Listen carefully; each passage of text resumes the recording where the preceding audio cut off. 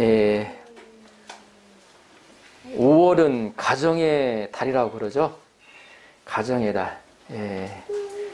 5월 가정의 달. 가정들이 축복받는, 또 축복을 받는, 누리는 5월 한 달이 되시도록 주님의 이름으로 축원합니다. 한 사람이 자신의 자녀를 예수님께 데리고 나왔습니다. 그러자 제자들이 그들을 막았습니다. 왜 애들을 데려고 왔냐고 꾸짖었습니다. 이를 본 제자들은, 예수님은 이런 제자들을 책망하시며 아이들을 기꺼이 맞이해 주셨습니다. 그리고 어린아이와 같이 하나님 나라를 영접하지 않으면 결단코 그곳에 들어가지 못하리라고 말씀하셨습니다. 오늘 말씀을 통하여 어린아이와 같이 되시기를 원하시는 예수님의 마음을 묵상하며 내 안에 천국을 많이 누리는 비결을 배울 수 있기를 기도합니다. 그래야 우리 가정과 교회가 천국같이 될 수 있기를 기도합니다. 아멘. 5월 한 달은 가정의 달이기 때문에 오늘은 어린이날, 어린이 주일, 또 5월 8일은 어버이 주일, 또 5월 15일은 스승의 주일, 또 그 다음에는 성서적인 결혼관, 결혼에 대한 말씀 중심으로 이렇게 가정에 관한 말씀을 전하고자 합니다. 13절을 보십시오. 13절 같이 한번 읽어볼까요? 시작. 사람들이 예수께서 만져주심을 바라고 어린아이들을 데리고 오매 제자들이 꾸짖거늘. 아멘. 사람들이 어린아이들을 예수님께 데리고 왔어요. 만져주심을 바라고. 우리 보통 그러잖아요. 보면 어때요? 목사님한테 와서 좀 소개시켜주고 축복해주기를 바라잖아요. 그런 마음으로 이 부모들이 예수님께 데리고 온 거였습니다.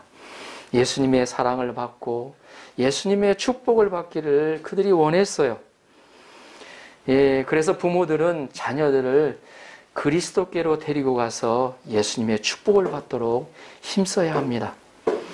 자녀를 가장 사랑하는 길은 자녀를 그리스도에게로 인도하는 것입니다. 부모는 누구나 자기 자녀들이 잘 되기를 바랍니다.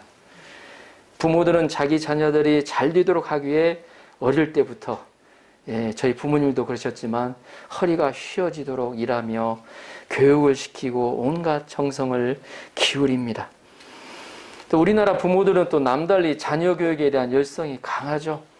요사이 자녀들을 외국에서 교육시키기 위해서 아버지는 돈을 벌고 어머니는 자녀를 따라 외국에 사는 기러기 가족들이 늘어나고 있습니다. 외국에 보내지 않는 부모도 아이를 여러 학원에 데리고 다닙니다. 맹모와 같이 학군이 좋은 곳에서 교육시키고자 위장 전입도 시키기도 하고, 불법이지만 그렇게 해서 하더라도 자녀를 어때요? 성공시키기 위해서, 잘 되게 하기 위해서 그렇게 합니다. 이렇게 자녀 교육을 위해 온갖 정성을 기울이는 것은 정말로 잘하는 것입니다. 하지만 정작 힘써야 할 자녀들의 심성 교육과 영성 교육은 등한히 합니다. 자녀들을 예수님께로 데려가지 않아요. 그래서 고3이 되면 한국에서는 교회 잘 다니는 아이들도 야, 너는 교회 안 다녀. 1년 동안은 쉬고 학원 공부만 열심히 하라고 그렇게 하는 분들이 많은 걸 봤습니다. 믿는 자들도요. 예수님께 데려가지 않으면 자녀들이 공부는 잘할지 모르지만 참다운 인간이 되지를 못합니다. 무엇보다 예수님을 만나 그 영혼이 구원받지 못한다는 것입니다. 자녀들이 물질적으로 아무리 풍요로워도 자녀들이 구원받지 못한다면 자녀를 위한 그 모든 희생과 수고는 물거품과 같이 되고 맙니다. 그래서 부모가 자녀에게 복음을 전하지 못하여 지옥으로 가게 했다면 그것은 자녀를 진정으로 사랑하는 것이 아닙니다. 부모는 무엇보다 자녀들의 신앙 교육에 힘써야 합니다. 저도 좀 자녀들한테 공부를 더 열심히 하도록 좀 이렇게 주입식 교육을 좀 많이 시키는 편이었습니다. 그런데 지금은 그렇지 않습니다. 네가 건강하게 네가 하고 싶은 일 하면서 다만 예수님만은 꼭 놓지 않도록 다른 거 잘 되더라도 예수님을 놓아버리면 그건 실패한 인생이거든요. 결국 보면.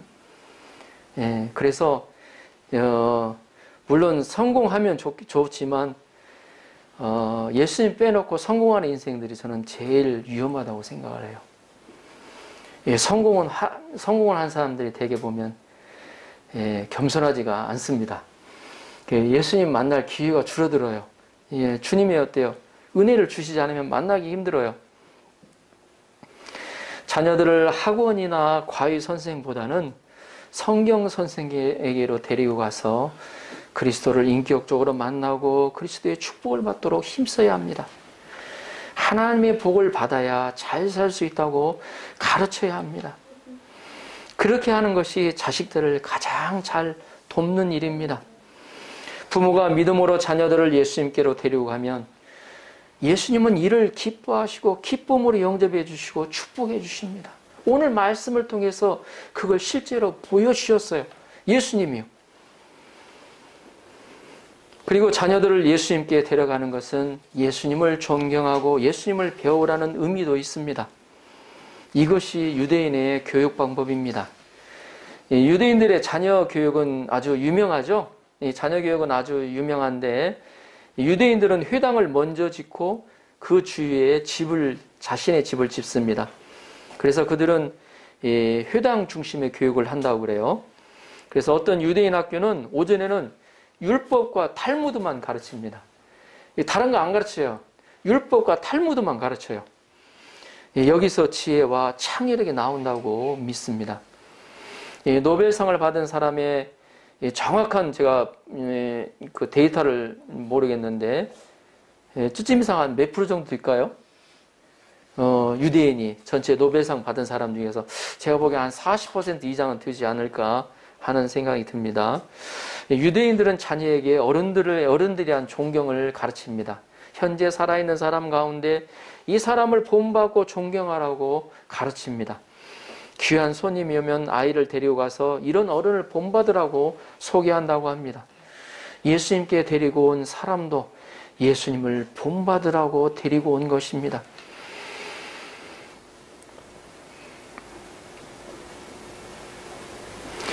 우리나라는 아무도 믿지 말고 수상하면 신고하라고 가르칩니다. 아이들이 존경하는 사람 없이 어디를 향해서 살아가겠습니까? 미국의 20대, 40대 대통령인 로널드 레이건이라는 사람 아실 겁니다. 캘리포니아 주지사로 있을 때 그분은 아들이 찾아오면 만나주고 또 아들이 좋아하는 풋볼을 함께 또 가끔 보러 갔다고 합니다. 그는 특별히 거기에 부탁을 해서 아들을 선수들이 대기하는 라커룸에 데리고 들어가서 풋볼 선수를 만나게 하였다고 합니다. 그런데 한 번은 데리고 갔더니 키가 큰 선수들이 경기에 나가기 전에 무릎을 꿇고 기도하였다고 합니다. 그 후부터 아들에게 기도를 가르칠 필요가 없었다고 합니다. 아들은 절대적인 기도하는 사람으로 변화되었다고 합니다. 우리 학생들에게도 자신이 존경하는 사람이 있다는 것은 아주 좋은 것입니다. 그래야 그 모델을 배우며 나도 저렇게 살아야지 하면서 자신은 어때요? 바르게 성장할 수가 있습니다. 어린이를 가능한 한 어른 예배에 참석시키는 것이 좋다고 생각하는 분들이 있습니다. 그래서 어른들이 예배 드리는 것을 보고 아이들이 배웁니다. 어떤 부모는 어린아이를 어린이 예배에 드리게 하고 꼭 어른 예배에 참석시켰다고 합니다. 그런데 어린이는 어느 날 눈이 오는데 어른 예배에 참석 안 하고 놀러 가버렸습니다. 어머니가 아들을 찾으러 와서 데리고 어른 예배 끝날 때쯤에서 참석시켰다고 합니다. 그것이 아들 마음에 깊이 각인이 되어 있었다고 합니다. 그분이 그 사람이 바로 존경받는 목사가 되었다는 이야기가 있습니다. 오늘 본문으로 돌아와서 예수님의 제자들은 이런 아버지의 마음을 알지 못하고 어린아이를 데리고 오는 부모를 막 꾸짖었습니다. 아이 예수님이 계시는데 왜 여기에 이렇게 아이들을 데리고 오냐고. 응? 당신은 여자와 함께 어린아이를 무시하는 경향이 있었다고 합니다. 왕이 되시는 예수님 앞에 어떻게 함부로 어린아이를 데리고 오느냐고 책망하였습니다. 사실 우리 유혹기궁이 있지만 죄송합니다. 어린아이 보면 좀 어때요? 좀 소란스럽고 좀 경건한 분위기가 사라집니다. 이 아이들이 방해하여 어른들이 자유를 누릴 수가 없을 때가 있어요. 잘 보면. 그래서 많은 사람들이 어때요? 노키즈 존을 만들어 어른들끼리 놀고 즐긴다고 합니다. 그러나 예수님은 지 아들과 달리 어린 아이들을 영접하여 주셨어요. 따뜻하게 맞아주시고 다 어때요? 일본의 성경 보면 이렇게 어때요? 안아주셨다고 그랬어요. 그의 머리에 안수하고 축복해 주셨다고 오늘 말씀하십니다. 14절을 보십시오. 예수께서 보시고 노하시어 이르시되 어린아이들이 내게 오는 것을 용납하고 금하지 말라. 하나님의 나라가 이런 자의 것이니라. 예수님은 어린아이를 꾸짖는 지 아들을 보시고 분노하셨습니다. 일본의 성경에 보니까 이끼도리 오보했다 또 이거 하네요. 이끼도 때 또 이거 하네요. 분노를 하셨다고 하셨습니다. 그들의 권위적인 모습에 분노하셨습니다. 예수님은 어린아이의 내게 오는 것을 용납하라고 하셨습니다. 자마시나이 됐대요. 금하지 말라고 하셨습니다. 그리고 하나님의 나라는 어린아이와 같은 자들의 것이라고 말씀하셨, 충격적인 말씀을 하셨습니다. 15절을 보십시오. 15절 같이 한번 읽어볼까요? 15절 시작. 내가 진실로 너에게 이르노니 누구든지 하나님의 나라를 어린아이와 같이 받들지 않는 자는 결탄코 그곳에 들어가지 못하리라 하시고. 아멘. 예수님이 예화를 통해서 잘 가르치시잖아요. 보면 예수님이 씨 뿌리는 비유를 어디서 가르치셨겠습니까? 이 옆에서 보니까 농부들이 어때요? 그 갈릴리 바다 중심으로 해서 주위에 보니까 씨를 뿌리고 있었어요. 씨 뿌리는 비유, 그 씨 뿌리는 농부를 보면서 예수님이 씨 뿌리는 비유를 말씀하셨어요. 예수님이 아이를 예수님께로 데려오는 그 부모를 제자들이 꾸짖는 장면을 딱 보시고 예수님이 이를 통해서 저들에게 뭘 가르치게 주기를 원하는가 예수님이 생각해 내신 거예요. 그래서 오늘 말씀을 여기서 직접적으로 어떻게 말씀하시죠. 내가 진실로 하시면서 예수님이 말씀을 하시죠. 누구든지 하나님의 나라를 어린아이와 같이 받들지 않는 자는 결탄코 그곳에 들어가지 못하리라. 그곳은 하나님의 나라죠. 어린아이 같이 받들지 않는 자는, 여기서 받들지 않다는 것은 일본의 성경에 보니까 우키이레르, 영접하는, 영접치 않는 자는 결단코 하나님 나라에 들어가지 못하리라고 그렇게 예수님께서 가르치십니다. 어린아이와 같이, 여기서 어린아이와 같이에 주목하셨으면 좋겠습니다. 이는 어린아이만 하나님 나라에 들어가고 어른은 들어갈 수 없다는 말이 아닙니다. 이 말이 참말이면 어른들은 어때요?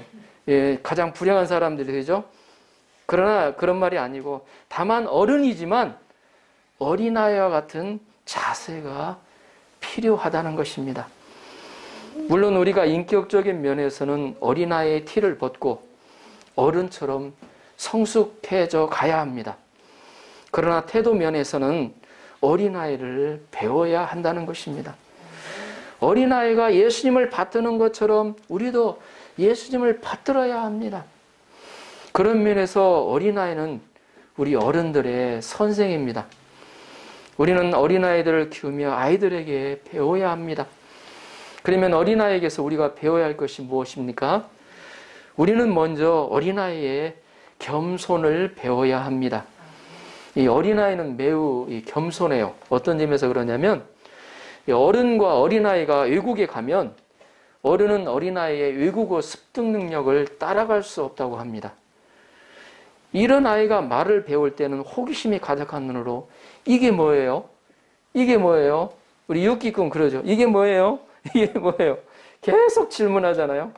소리를 반복하고 또 왜 그런가라는 걸 질문을 합니다. 그러기에 말을 빨리 배우는 것입니다. 그와 같이 우리는 어린아이처럼 예수님을 겸손히 배워야 합니다. 그저 어때요? 가만히 앉아서 그냥 그럭저럭 와서 하는 게 아니고 예수님은 내 삶 가운데서 어떤 분이신가? 묵상하면서 그 예수님이 어때요? 나에게 뭘 원하시는가? 예수님 중심으로 배워나가야 된다는 것입니다. 호기심을 가지고 배워야 된다는 것입니다. 그래서 우리는 선택의 상황이 왔을 때, 선택의 상황이 많이 오잖아요. 그러죠? 이걸 해야 할지 저걸 해야 할지 모를 때, 선택의 상황이 왔을 때 항상 주님이 원하시는 것이 무엇입니까? 묻는 질문을 해야 합니다. 영적인 지도자의 훈련 중에 하나의 중요한 점이 바로 이것입니다. 자기가 뭔가를 하고자 할 때 항상 하나님께 묻는 질문을 하는 훈련을 해야 됩니다. 주님, 이런 상황에서 제가 어떻게 하면 좋겠습니까? 주님, 이 두 가지 선택 상황이 있는데 제가 어떤 것을 선택하면 좋겠습니까? 겸손한 자는 자기 주장대로 가지 않고 예수님이 원하시는 것을 선택해서 갈 것입니다. 예수님은 하나님이 우리에게, 인간에게 주신 가장 좋은 선물입니다. 예수님은 무궁무진한 진리입니다. 그 안에는 지혜와 지식의 무궁한 지혜와 지혜가 들어있다고, 감추어져 있다고 성경은 고백하고 있습니다. 기록하고 있습니다. 우리는 죽을 때까지 어린아이와 같은 자세로 예수님을 배워야 합니다. 시인 하인에는 어린아이들을 모으고 그들과 함께 지내면서 그들에게서 배운다고 고백하였습니다. 우리는 예수님의 인격을 배우고 예수님의 겸손과 사랑을 배워야 합니다. 예수님의 거룩함을 배워 그의 창성한 분량까지 이르러야 합니다. 예수님 우리에게 하나님과 같이 완전하라고 말씀하셨어요. 우리는 하나님과 같이 되고자 죽을 때까지 배워야 돼요. 그리고 둘째로 어린아이의 믿음을 배워야 합니다. 신뢰를 배워야 합니다. 이 어린아이는 특히 부모님을 신뢰하죠. 다른 사람은 신뢰 않더라도 부모님은 신뢰하죠. 어떤 가운데서도 부모님의 사랑을 신뢰합니다. 부모님이 혼내켜도 금세 잊어버리고 다시 어때요? 부모의 품에 안기는 것이 아이입니다. 어린아이는 가난하고 부족한 것이 많아도 부모님만 있으면 만족하고 기뻐해요. 그리고 어때요? 푹 어때요? 평안히 잠을 잡니다. 우리가 어린아이처럼 예수님을 절대 신뢰해야 합니다. 우리 마음 가운데 왜 근심이 있고 걱정이 있고 왜 슬픔이 있습니까? 우리는 어때요? 예수님의 그 십자가의 보혈로 죄사함을 받고 하나님의 자녀로 인정을 받은 자들입니다. 우리 한번 옆에 있는 분들하고 한번 얘기해 볼까요? 당신은 하나님의 자녀입니다. 한번 인사 한번 볼까요? 당신은 하나님의 자녀입니다. 하나님의 그저 어때요? 그냥 보잘것없는 자녀가 아니고 예수님이 어때요? 그 귀한 보혈을 희생하실 정도로 나를 어때요? 귀하게 보시는 자녀입니다. 우리 이웃기궁도 있지만 하나밖에 없는 자식이잖아요. 얼마나 귀합니까? 예? 내가 희생하더라도 자식은 어때요? 살려내는 아마 그런 부모의 마음일 겁니다. 그런데 왜 염려하느냐? 왜 걱정하느냐? 슬퍼하느냐 하는 것입니다. 이 믿음이 부족하니까. 예? 우리는 이 어린아이처럼 예수님을 절대 신뢰해야 합니다. 폭풍 가운데서도 어때요? 예? 주님이 함께 하시니까 그 가운데 평안히 잠들 수 있는 어린아이처럼 예수님 한 분으로 만족하고 기뻐해야 합니다. 때로는 고난이 있고 병들고 가난해도 심지어 어때요? 고통스러운 일이 있더라도 하나님의 사랑을 절대 신뢰해야 합니다. 이 아프리카의 자이르 공화국에서 선교를 하는 한 선교사가 있었다고 합니다. 어느 날 선교사의 어린 아들은 앞마당에서 낡은 가구를 손보고 있는 아버지 곁에서 놀다가 주위에 있는 우거진 숲속으로 들어가 부러진 나뭇가지들을 주우면서 놀았다고 합니다. 재밌게 놀았겠죠, 보면. 그런데 갑자기 아버지의 다급한 목소리가 들려왔다고 합니다. 아들 이름이 필립인데, 필립, 빨리 땅에 엎드려! 어린 필립은 무슨 용무인지 모른 채 땅에 바짝 엎드렸습니다. 그러자 다시 아버지가 말했습니다. 예, 아빠 보이지? 이쪽으로 기어와라. 천천히, 조용조용 이쪽으로 와라. 어서. 필립은 아버지가 시키는 대로 기기 시작했습니다. 필립이 아버지의 곁으로 왔을 때, 그때 아버지는 안도의 숨을 쉬면서 이렇게 말했습니다. 내가 있던 나무 위에 독사가 있었단다. 자, 저 나무가 보이니? 필립은 아버지의 품에 안겨 놀란 가슴을 진정시켰다고 합니다. 아무것도 아닌 것 같지만 이 이야기 속에는 참으로 소중한 교훈이 담겨 있습니다. 만약 아버지가 외치는 소리를 듣고도 아들이 왜 그러세요 아빠? 라든가 무슨 일인데요? 라고 되물으며 그곳에 가만히 있었더라면 독사에 물려 죽거나 아니면 크게 다쳤을 것입니다. 하지만 이유는 몰라도 아버지의 말씀이기에 아무 대꾸 없이 따랐던 그 즉각적인 순종으로 인해 그 아이는 목숨을 건질 수 있었다는 것입니다. 우리가 말씀에 순종할 수 있는 것도 바로 하나님을 신뢰하기 때문입니다. 셋째로 우리는 어린아이의 순수함을 배워야 합니다. 어른들은 이해 타산에 민감하죠. 자신에게 이익이 되나 손해가 되느냐를 따집니다. 그래서 자신에게 이익이 되면 하고 손해가 되면 하지 않습니다. 그러나 어린아이는 이런 이해관계를 따지지 않습니다. 우리는 이런 순수함으로 서로를 대해야 한다는 것입니다. 내게 이익이 되더라도, 설세 어때요? 만원 어때요? 이익이 되더라도 그것이 옳지 않으면 따라가지 말아야 한다는 것입니다. 하지 말아야 되는 거예요. 노하면서 거부해야 된다는 것입니다. 그러나 손해가 되더라도 그것이 옳으면 그대로 행할 수 있어야 합니다.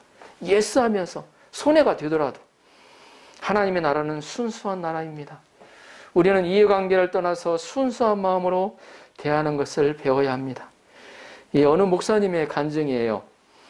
그 목사님은 언제나 손해보면서 일을 하겠다고 결심하면서 산다고 합니다. 자신이 하나님으로부터 받은 게 너무 많기 때문에 그저 웬만한 것은 다 양보하면서 살겠다는 생각입니다. 모자르고 손해보는 부분이 있어야 하나님이 채워주시지 않겠느냐라는 생각을 가진 분이십니다. 그 목사님의 이런 결심으로 많은 부분에서 자유와 평안을 누리게 되었다고 합니다. 그 목사님은 이런 손해보는 삶이 바로 이것이 샘을 파는 삶이다. 그에게서 얻어진 간증은 밤을 새워도 끝이 없었다고 합니다. 하나님의 사람들, 택함받은 사람들아, 아브라함처럼 말해보라. 하나님이 계시니 내가 좌하면 나는 우하고 내가 우하면 나는 좌하리라. 이게 바로 어때요? 롯과 롯이 창세기 15장에 나옵니다. 롯이 어때요? 아브라함이 목자들이 만나가지고 서로 싸우고 있었어요. 그때서 이제 갈라지지 않으면, 분가하지 않으면 안 되는 상황 가운데서 아브라함이 한 말이 이 말입니다. 내가 좌하면 나는 우하고, 그러니까 네가 저쪽으로 가면 나는 반대쪽으로 가겠다. 그냥 룻이 어때요? 살기 좋은 곳으로 가죠. 아브라함 어때요? 광야를 롯이 이제 갔기 때문에 좋은 곳으로 갔기 때문에 반대로 어때요? 아브라함은 광야를 택할 수밖에 없었죠. 이삭처럼 하나님을 향해서 샘을 팔아 그에게서 생명수를 얻어내라고 고백하고 있습니다. 어떻습니까? 하나님의 나라를 많이 누려갈 것처럼 보이지 않으십니까? 마지막으로 어린아이의 솔직한 기도를 배워야 합니다. 어린아이들은 자신의 형편에 솔직하죠. 배가 고프면 배가 고프다고 말합니다. 감기가 들어 아프면 엄마 나 아프다고 솔직히 얘기합니다. 무엇인가 가지고 싶은 것이 있으면 말로 표현하든지 아니면 행동으로 표현합니다. 제가 대학생 때의 일인데요. 제가 부산에 시집을 간 누나의 집에 간 적이 있는데 잠시 사돈 되시는 분과 2살 먹은 조카를 데리고 부산의 유명한 용두산 공원에 간 적이 있었습니다. 그런데 지하도를 걷고 있는 것으로 기억하는데 조카가 뭔가에 눈에 꽂혀서 손가락으로 가리키고 있는 것입니다. 여러 가지 말로 설득해도 이제 자기가 가지고 싶다는 거예요. 그래서 딱 손가락만 가리켜요. 뭐 설득해도 듣지도 않는 거예요. 계속 손가락 가리키며 떼를 쓰는 것입니다. 결국 말을 듣지 않아서 떼어놓고 야 간다 그러면 떼어놓고 오자 크게 울면서 막 따라오는 것을 기억하고 있습니다. 이 아이들은 이렇게 표현을 한다는 겁니다. 그러나 어른들은 어떻습니까? 자신을 잘 표현하지 않아요. 또 드러내지도 않습니다. 고통스러워도 남들이 어떻게 볼까 하며 드러내려고 하질 않습니다. 그러나 우리 어른은 하나님을 아버지로 둔 자녀라는 것을 잊지 말아야 합니다. 예수님도 말씀하셨습니다. 우리 마태복음 7장 한번 찾아볼까요? 마태복음 7장 7절에서 11절.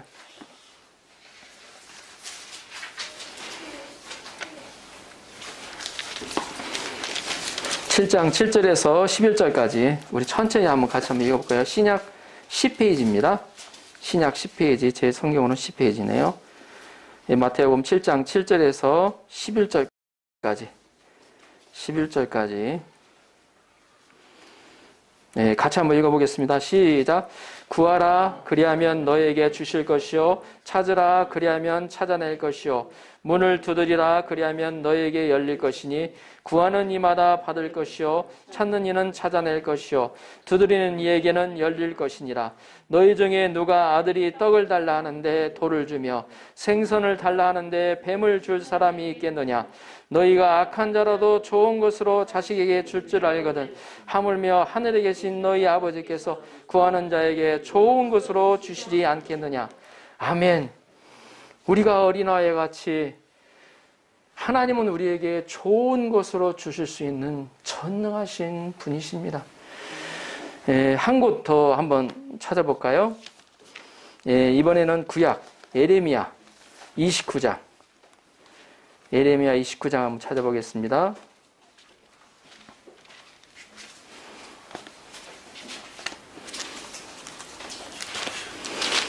자, 예레미야 29장 12절에서 13절 12절 13절 구약 1097페이지입니다. 구약 1097페이지 예레미야 29장 12절 13절 구약 1097페이지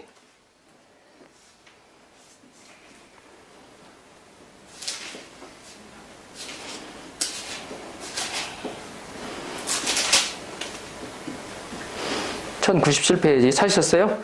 29장 12절 13절 같이 한번 읽어보겠습니다.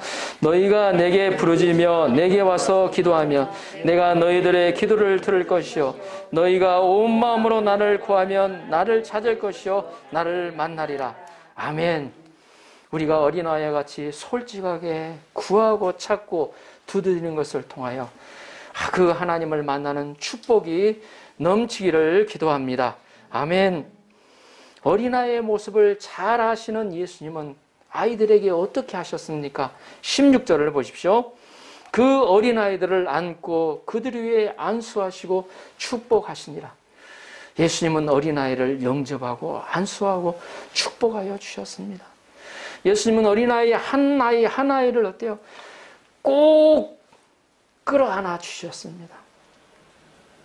그리고 그들이 어때요? 머리에 안수를 하고 축복하여 주셨습니다. 이 아이들은 스킨십을 통하여 사랑을 느끼죠. 그래서 아이들을 날마다 되도록이면 많이 안아주는 것이 필요합니다. 예수님은 자신에게 겸손히 나오는 자를 축복하여 주십니다. 구체적으로 이 모습을 통해서 보여주셨어요. 예수님은 마음이 깨끗하고 순수한 자를 축복하여 주십니다. 전적으로 예수님만을 신뢰하며 나오는 자를 축복하여 주십니다. 우리는 먼저 아이들과 같이 되어 하나님의 나라를 맛보고 누려가야 합니다. 예수님이 원하시는 것이 바로 이겁니다. 너희가 어른이지만 어린아이와 같이 하나님의 나라를 누려가기를, 소유하고 누려가기를, 그 천국을 누려가기를 원하신 거예요. 오늘 누리는 하나님의 나라가 내일은 더 풍성히 누려가야 한다는 것입니다. 그 누리는 천국을 우리 자녀들에게 보여주고 우리 자녀들을 예수님께로 인도하여 하나님의 축복을 받게 해야 한다는 것입니다. 결론적으로 예수님은 우리에게 하나님 나라를 약속하여 주셨습니다. 예수님은 우리가 하나님 나라를 더 풍성히 누리기를 원하십니다. 그러기 위해서 어린아이처럼 되기를 원하신다는 것입니다. 어른이지만 어린아이처럼 겸손히 되기를 원하시고 어린아이처럼 순수함을 가지고 어떤 고통스러운 상황 가운데서도 하나님 한 분만을 신뢰하는 믿음을 가지기를 원하십니다. 어린아이처럼 솔직하게 기도하기를 원하십니다. 5월 어린아이처럼 되어 하나님 나라를 많이 누리는 한 달이 되시도록 주님의 이름으로 축원합니다. 아멘.